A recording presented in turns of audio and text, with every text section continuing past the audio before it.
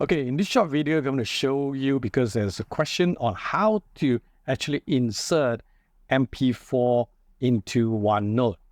Now, first thing is that you get your MP4 video and then upload, right? Upload here to your YouTube channel, okay?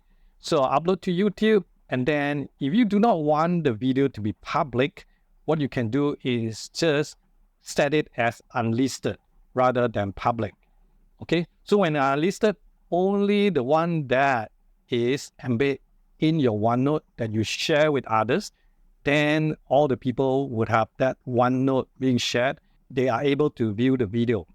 So once you upload, let me show you. Let's say I add a page. This MP4. So it's very simple. Now I already copied the share link from one of my videos. So all you need here is just copy and then you just paste, all right? Just Control V, paste it. There you are. So you got your MP4 video and you can adjust it, yeah? And then you can play it if you want in your OneNote video. Now it usually takes some time to load up, okay?